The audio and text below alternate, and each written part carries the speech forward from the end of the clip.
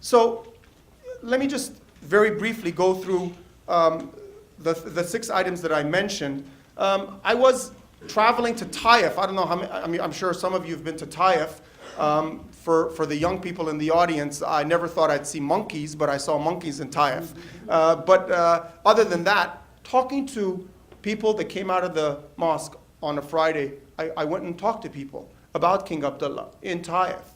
I spoke to people in Dammam, in the eastern province. These were Shia. I talked to businessmen.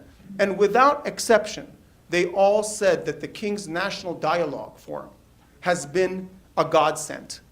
And so I would venture to say, if I were to come away from this book and King Abdullah, the institutionalization of a free dialogue space within Saudi Arabia will be one of the legacies of King Abdullah, without doubt. The second thing that I think is worth noting is, once again, the importance of the technocrats that he's put in place. People like Prince Faisal at the Education Ministry. People like the ambassador here, not from the royal family, mind you, but a young person through meritocracy rising to become the ambassador of Saudi Arabia in the United States. Or Noura Al-Fayez, the deputy education minister, for the first time. It's very interesting. The night that this appointment was announced, I was in Riyadh, and I was in the elevator, and a few ladies were on the elevator, and they were giddy and all happy, and I said, congratulations.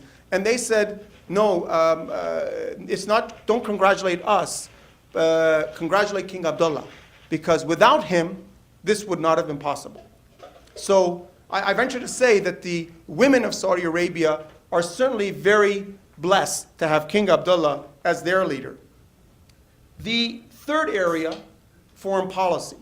I would venture to say that King Abdullah is indeed the peacemaker. When he sees an image of fighting between Hamas and Fatah, tears come to his eyes. He invites them without telling his foreign minister, and invites Hamas and Fatah to come to Mecca and to sit down and work out their differences. This is a man who firmly believes in peace. This is a man who offered Israel, and it's still valid, his offer, to make peace with Israel in exchange for recognition. He is a peacemaker at heart. And this is, I suppose, juxtaposed to the inflammatory rhetoric that one sees coming from Iran. While Iran is the arc of instability, as I mentioned earlier, King Abdullah and Saudi Arabia are certainly the arc of stability in the region. The other factor that I'd like to talk about is, as I said, his courageous attempt to fight the extremists, what he calls deviants, with their rhetoric. I remember a story recounted by someone in Saudi Arabia who was privy to a meeting between a group of ulama who went to see the king. Their complaint, that satellites were immoral, that satellites were corrupting the mind. And it infuriated the king so much that he kicked him out of his office. He did not like that kind of language. And instead, and let me go back to an important point. He can stand up to these extremists because he's a pious person. And anywhere in Saudi Arabia that I go, the people that I've visited, the one thing they mention about King Abdullah is that he's a pious person. And when you're pious and religious, you can stand up to people who are ignorant. And I think that's served King Abdullah very, very well.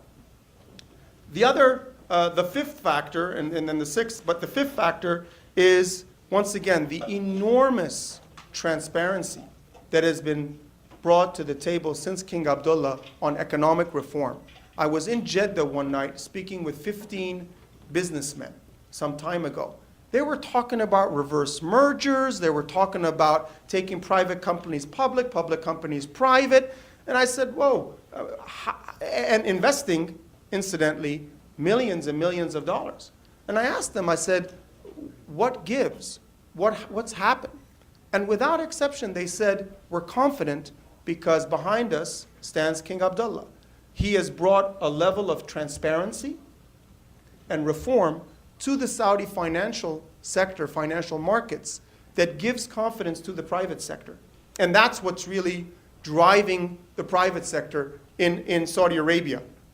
Or, for example, a talk with a banker in Saudi Arabia, in Jeddah, who was saying that since the advent of King Abdullah, things have gotten a lot better from a banking perspective. So I would say, as I venture to say, if I were American, I would certainly have no hesitation to take my money and put it in a 3-year CD in Saudi Arabia. Plus you get a better rate of return. Finally, and this is once again, in my opinion, another lasting legacy of King Abdullah, is education. He is changing Saudi Arabia by institutionalizing education reform. Whether it is the King Abdullah University for Science and Technology, which many now believe is going to be the MIT of the Middle East, or whether it's a school around the corner in Taif. But what the king is doing is, as I mentioned earlier, is creating homes and houses of wisdom. And that's how he approaches education. And I think this is very, very important for the future of Saudi Arabia, for the future of the region, because what happens in Saudi Arabia matters to the world. I'd like to emphasize one other point about King Abdullah, and I'll go to question and answers. When I spoke to a family outside of McDonald's, this was in Al Khobar, the family said that they have been the beneficiary of King Abdullah's philanthropy. Apparently, the king gets up from his office and, without telling anyone, decides to head out to places where he thinks people are in need. And he'll surprise the people in that area. And if they're not taken care of, he'll get angry and he'll get upset. But the people who are less fortunate become the beneficiary of his philanthropy. A few years ago, if you recall, we had a world food crisis. King Abdullah gave $500 million to the World Food Organization. $500 million. His philanthropy has extended to solving world hunger, to Lebanon, to Haiti. Recently, the king gave $50 million to the victims in Haiti, and Palestinian territories. But his philanthropy has also come to our neighborhood as well. And I'd like to acknowledge someone in the crowd. I don't know, Veronica. Can you stand up for a second? Veronica Nolan is from the Urban Alliance. Her organization has been the beneficiary of King Abdullah.